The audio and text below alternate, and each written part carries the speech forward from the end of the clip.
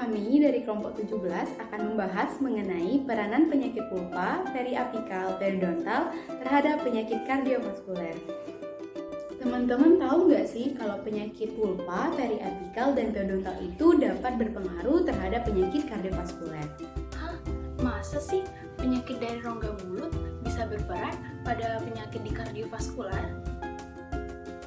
Iya benar, bukannya nggak ada hubungan ya antara penyakit yang ada di rongga mulut sama di kardiovaskuler.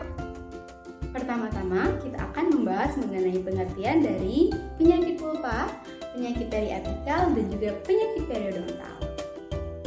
Apa sih penyakit pulpa itu? Penyakit pulpa adalah suatu kondisi peradangan pada pulpa yang disebabkan oleh infeksi bakteri dan juga trauma pada gigi. Apa sih penyakit periapikal? Penyakit periapikal adalah suatu kondisi patologis yang terlokalisasi pada daerah apex atau ujung akar gigi. Penyakit periapikal dapat berawal dari infeksi pulpa. Apa sih penyakit periodontal itu?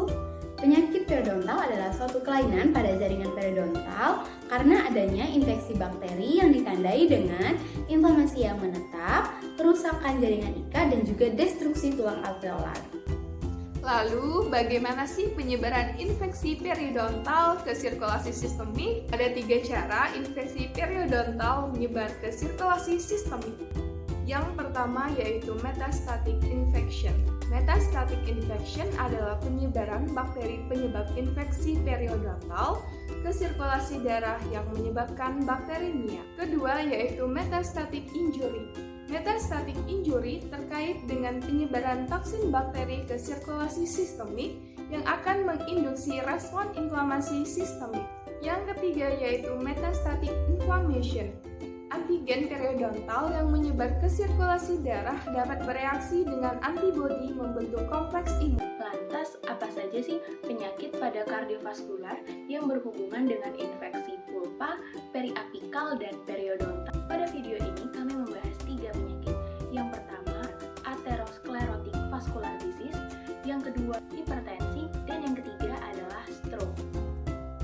Atherosclerotic vascular disease adalah penyakit inflamatori progresif yang mengenai arteri berukuran besar dan juga sedang, ditandai dengan adanya plak atherosclerotik yang dapat menyebabkan terjadinya penebalan pada dinding arteri. Faktor risiko yang berpengaruh pada penyakit atherosclerotic vascular disease adalah kebiasaan merokok, kebiasaan minum alkohol, penyakit diabetes mellitus, dan juga bakteri pada periodontal seperti berikut ini. Faktor yang paling berisiko adalah penyakit diabetes mellitus.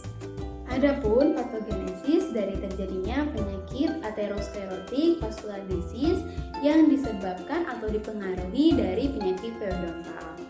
Bakteri pada periodontal akan menghasilkan lipopolisakarida atau biasa disebut dengan LPS dan juga protease atau gingipain yang dapat menyerang leukosit atau eritrosit sebagai tempat bakteri menempel melalui interaksi C3b komplement reseptor 1 atau CR1 untuk menyebar dari mukosa mulut ke jaringan aorta. Selanjutnya, bakteri tidak hanya menginvasi tetapi juga dapat menyebabkan terjadinya inflamasi, sehingga hati akan menghasilkan C-reaktif protein atau CRP yang akan menginduksi terjadinya regulasi molekul adesin sel atau ICAM1 intercellular adhesion molecule 1 dan juga FCAM vascular cell adhesion molecule 1 dalam sel endotel. Selanjutnya, sitokin berupa interleukin 6, tumor nekrosis faktor, dan juga kemokin dapat meningkatkan transmigrasi leukosit yang mungkin menyimpan bakteri interselular yang aktif. Selanjutnya, bakteri dapat menyebar ke jaringan yang lebih dalam dan juga menginduksi terjadinya proliferasi sel otot polos di intima. Fagosit low density lipoprotein oleh makrofag berpindah ditingkatkan dengan adanya bakteri yang mengarah pada percepatan pembentukan sel foam atau makrofag yang memfagosit LDL. dan aterogenesis. Tahap selanjutnya, bakteri akan menginduksi sel limfosit atau mieloid untuk menghasilkan matriks metaloproteinase atau MMP yang dapat memfasilitasi terjadinya ruptur plak aterosklerosis.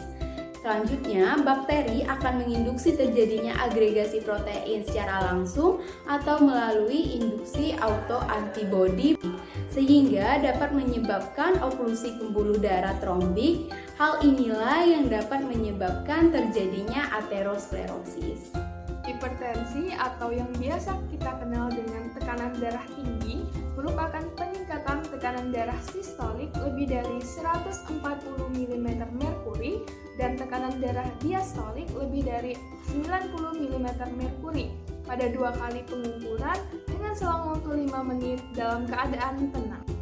Berdasarkan etiologinya, hipertensi dapat diklasifikasikan menjadi hipertensi primer yang penyebabnya belum diketahui serta hipertensi sekunder yang dapat disebabkan oleh penyakit ginjal, penggunaan obat tertentu, kelainan hormonal, serta bakteri penyakit periodontal. Tahu nggak sih, ternyata hipertensi itu dapat dipicu oleh berbagai faktor, mulai dari usia, jenis kelamin, dan genetik. Selain itu, hipertensi dapat dipicu oleh obesitas, merokok, penggunaan alkohol, konsumsi garam berlebih, stres, serta ketidakseimbangan hormonal. Seperti yang sudah disebutkan sebelumnya, bakteri pada penyakit periodontal ternyata bisa menyebabkan hipertensi juga loh. Untuk lebih jelasnya, kita langsung ke gambar aja yuk. Bakteri pada penyakit periodontal seperti Agregatibacter actinomycetem comitans, Porphyromonas gingivalis, dan Panerella forsythia menghasilkan bakterinia berupa endotoksin atau lipopolisakarida. Endotoksin atau lipopolisakarida dapat menstimulus terjadinya inflamasi. Kemudian inflamasi dapat menginduksi ekspresi molekul adesi seluler seperti VCAM1 dan ICAM1 pada sel endotel. Selanjutnya, peningkatan ekspresi VCAM1 dan ICAM1 merekrut lebih banyak leukosit ke tempat inflamasi. Ketidakseimbangan tersebut menyebabkan vasokonstriksi dan remodeling yang merugikan. Hal tersebut menyebabkan terjadinya peningkatan tekanan darah. Stroke didefinisikan sebagai timbulnya gejala disfungsi neurologis vokal tiba-tiba yang berlangsung lebih dari 24 jam dan disebabkan oleh cedera vaskular akut pada bagian otak. Penyebab vaskular yaitu suplai darah yang tidak memadai ke bagian otak atau sumsum tulang belakang atau yang biasa disebut stroke ischemic dan pendarahan spontan ke bagian otak. Faktor risiko terjadinya stroke yaitu hipertensi, diabetes mellitus, merokok, pasca stroke, dislipidemia, mengkonsumsi alkohol, dan untuk penyakit periodontal itu disebabkan oleh bakteri Porphyromonas gingivalis dan bakteri Agregatibacter actinomycetem comitans. Patogenesisnya, periodontal dapat meningkatkan risiko stroke melalui beberapa jalur. Bakteri seperti bakteri Porphyromonas gingivalis dan Agregatibacter actinomycetem comitans, endotoksin atau lipopolisakarida, dan produk bakteri lainnya yang berasal dari pocket periodontal memasuki sirkulasi dan mendorong respon inflamasi sistemik dengan menginduksi mediator inflamasi. Nah, kemudian sel akan berproliferasi dalam pembuluh darah dan hati sehingga meningkatkan faktor pembekuan. Besarnya respon muncul bergantung pada faktor genetik dan juga faktor lingkungan. Nah, bakteri juga bisa menyerang dinding pembuluh darah dan menghancurkan sel endotel. Beberapa patogen periodontal juga bisa menginduksi agregasi platelet atau trombosit dan mendorong pembentukan plak pembuluh darah yang akhirnya dapat menyebabkan penyumbatan, pembekuan, dan juga tromboemboli sehingga dapat meningkatkan risiko terjadinya stroke. Baiklah, sekian penjelasan dari kelompok kami mengenai peranan penyakit pulpa, periapikal, dan periodontal terhadap terjadinya penyakit kardiovaskuler.